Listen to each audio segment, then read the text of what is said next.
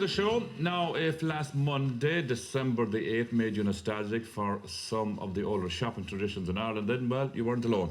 Certainly not, because our resident, our resident folklorist, Shane Lahani, and he's remembering times past, and today he's bringing us back to the olden days of the local house shops. And there were so many house shops around the country. Though I was saying earlier on that you had three There was one, in the vicinity. About half a mile down the road, we took a Talura, and then back towards the shop, then back towards the church, then there was... There was two. There was Johann and Foch and Maury and the Yanks. But I said Maury earlier on. You go into Maury and the Yanks. Like Banana got the Vister. Everything was a Vister. Yeah, like Marathon got the Vister. I'd love that. But it was they were everywhere. The same on the island. They were fabulous. You know, and I suppose what's really nice for me is that my own grandmother had one of those shops, you know. And as you say, there was no licenses or anything long ago. They used to just set up the shop. Oh, really? They just did it? And look, that's a lovely picture. That's my grandmother. I never met her, but she's with Jimmy Daly, my first cousin. And, you know, I sat down last week with Jimmy and recorded about 3 hours. The two of us sat down reminiscing about the shops. And I think it's absolutely fantastic to see, you know. Yeah. But what happened in his mum and dad, my Auntie Rita, my Uncle Dennis, lovely people, they had that shop up in the north side of Cork City.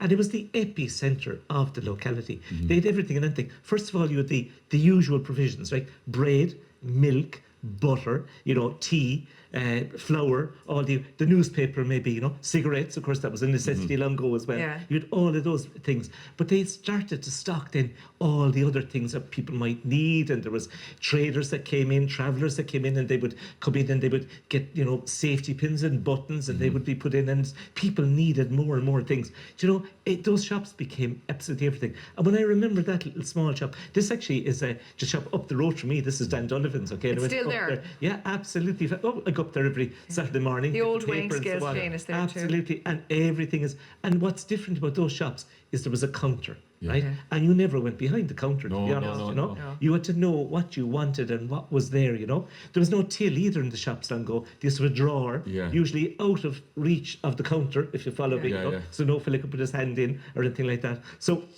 and you know, there was no cash register either. Everything was done in a book, in a lower, you know. And you know, some people had a book, a little small book themselves for each household, and they were stacked in a little box. Others then would have the book, and you'd write in what you wanted, you know. And people owed money as well to be able to get stuff and whatever. I remember at home, so that we have a great spar on the island. I'm sure you've been at the Shane, and you've been too, though. But that was Powell's, as we call them at home, and they had a big long counter. And as children, I remember going over there, and you'd look in the window, and they'd have the little cutesy, you know, old-fashioned toys, and you'd be kind of picking out things for Christmas. Absolutely. And then my aunt had a shop, and they still have a shop on the island, but it was in the house. My aunt Annie was the schoolmistress on the other island in Ishman, and my cousins now have the shop there still. But I remember when I used to go over there, when my aunt Ellie would come home from England, and we'd go there, and we'd have the bar, you know, the wafers of the ice creams in the summer. And one summer they ran out of wafers, and because the boat hadn't come in or whatever. And Annie she was great. She said she opened a packet of cream crackers, and she was giving everyone the wafers, the ice cream with the cream crackers instead. I thought it was so cool. That was brilliant. And we used to call those waivers. We used to know. We used to be able to look at that. With long ago, you know, and when you think about the block on a Sunday, especially, that was important. But just go back to the basics for a moment, because I got a lovely display of bread. Nice breads and there. You know, one of the things we were talking about the other night, Jimmy and myself, was that when the tray of bread, there was bakeries everywhere. There was lots of bakeries out. Just back in the city, okay. When they'd come in, the smell that wafted around. You'd have to come running for the bread. Like, oh my goodness, you know. And you had you had the batch loaf, you had the duck that's here, okay. You had the skull, and of course you had the basket. I always loved the basket. That's gorgeous. Because I've never seen one of those. Scrolling on that, and you know the details that are there. But people had their own like they wanted particular things, you know. The other thing, of course, was the milk would come in as well. And the small shops, the big problem was there was no storage space, you know. Everything and I remember the milk used to be under the stairs. And of course you had different dairies. You had Balnahoina, you had CMP, you had Martin's dairies. Each had a different top. And it was almost political if you had the red top or if you had the blue top, you know. And you remember the milk dongo and the milk bottle, the cream was on the top, of course. You'd have to shake it and all of those things. We never had milk bottles. We never had this in the islands. We never had milk delivered. The evening time, 6 o'clock, waiting for the evening newspapers. That was a big deal. You must think about the newspaper long ago. We had no social media, nothing like that.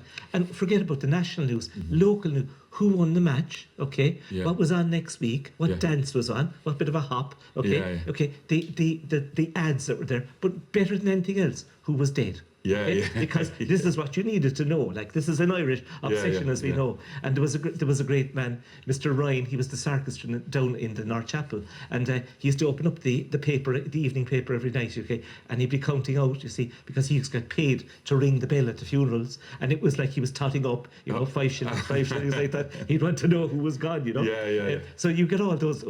But Con Houlihan, when the great Con Houlihan, when he was writing, of course, when the evening press came out, people would wait in line for the paper there, because Con's account of the match, even if you were at it, was better by far than what was And what the match was. But, Yeah. So listen, Look at all the sweets as well, Shane. I used to love those all in the jars. Yeah, listen, and there was lines and lines of and we'd be looking up, and again, they were out of reach, Yeah. And what was great at that point in time was that you'd have the weighing scales, and Yes. we'd go in for a quarter pound of sweets. Here in these ones you have the clove rocks are in there as well. The bonbons are in there. The rhubarb and custard, all of the different varieties that you see. Brendan has the scales over Yeah, there for you. And you he's know, weighing stuff it- out for and us. I got this lovely scales. One of my students, Bill Brosnan, came that's in, lovely, and Brian. his great grandmother had this particular scales in her shop in Ashburton Row. Okay, and like Brendan is doing, you'd have the small weights, the lines in there. Is he You'd weighing be- tea, is You'd be he? weighing out the tea. You'd be weighing out the sugar. Butter, of course, was weighed out as well when you think about it. Okay, you had a 56 Well pound done. block. Ah, Yeah. Brian. Do you know, doesn't he make a fine-looking shopkeeper He at the does. same time? Yeah. And they used to wear those kind of coats, not with They Archie did, Day they written on did. them, but they'd wear those coats. And they used to have nylon coats. Do you remember that? Because I remember even in my aunt's shop, they were spick and span. Everything had to be clean. Yeah. But they had a kind of a pink and a powder blue coat with House buttons coats on them. nearly they were called. House Yeah, coats, yeah. that House was coats. it. And you know what they were doing? And the other thing, of course, that they had in the shop was the meat slicer. And it was usually cold meat. Yeah. Ham was the main thing. You'd go up for ham. Yeah. Like, you might be up to the shop, as I said 2 or 3 times. You go up for a slice of ham. There was always a crumb, a yellow crumb around the ham. right, yeah. And of course, I remember it would that be. so well. Do you know? We thought ham was like gold because the slicing that was going on, and there was nothing wasted. Yeah, as they yeah. say. And they'd wrap it up in the brown paper, Yeah. and you take it off. But the weighing of that was important as well. There was another thing then we got, which was corned beef. He was coming in a kind of a square Yeah, tin. yeah, yeah. You Oh, remember yeah. that? We used to call that 2 bob a ton, because really there wasn't the same mass at all. No, not at all, no. As the ham was the luxury. No, can corned still beef get was, that. yeah. Corned beef. But remember we used to have the span things years Was ago. it You used to spam roll things them as well? over. Ham, yeah. Yeah. Well, corned beef and spam were about the same measure. Anything Yeah. inside in a tin like that. I was think the- anything now that they couldn't fit into anything else would into the corned beef, I think. I think luncheon you're right rolls, about yeah, that. that Do you was remember as Chicken well? and ham. There There was you're pork, right. pork, onion and tomato. You can still get these ones. They were the Yeah. cheap cuts altogether. Yeah. I remember my cousins actually in Westport, because I used to stay up there, so they had a bar and a shop just outside Yeah. in Drummond, a real yeah, country place. yeah. So the guys would have the pint, and at the end of the evening they'd come in to buy the ham, and you'd have the ham and then there'd be like a pair of socks beside it. Or they had everything in those shops. Yeah. They said they had everything, and I made out a list and very quickly, this bandages, Yeah. fuses, mouse traps, light bulbs, yeah. batteries, needles and threads, Yeah. elastic bands, Brillo pads, Vim scouring powders, Oh, hair Vim. clips, combs, copybooks, pencils, Everything. all those Yeah, same things. We had all the ones like Oxo cubes, Robin starch, clothes pegs, carbolic soap, all of the Everything. stuff that you could Just the imagine. smell of the you know? carbolic When you think soap. about it. Shall we have to show you this? Christina Lowry from Roundstone and Galway, she was in touch with us, and she's lived over the family shop all her life. We just closed our shop after 80 years. Oh, my goodness. I'm 77 on the 23rd of December, and I'm sure you're sad to do it. It looks like the most beautiful shop, Christina. Oh, that's sad. And I'm sure you've had some happy times there. So it's sad when you see them It closing. is sad because not only that, as you said, I think it was a community service. I Yeah. think that people came, like They whatever, helped each even other out. particularly at Christmas time as well. It was a big part of the tradition that was there. Now, you mentioned the 23rd. Yeah. But what age is she? She's 70? She is 70. 77 on the 77 and 23rd. 23rd. Funny enough, you're back here on the 23rd Yes. I am. with us, aren't Indeed, you? yeah, we'll be for a talking very Christmas. special Christmas Yes, show. that's right, we have Starting our at show. 6:30 in the evening. Yeah. We've Shane Lahan. We have a few surprises for you as well. We do a beautiful choir in the studio as well, so it'll be lovely. a few nice singers in. We look forward to seeing you on the Oh, yeah. 23rd, Shane, Great. as always. Now, we're almost there. Yes. We have to announce the winner.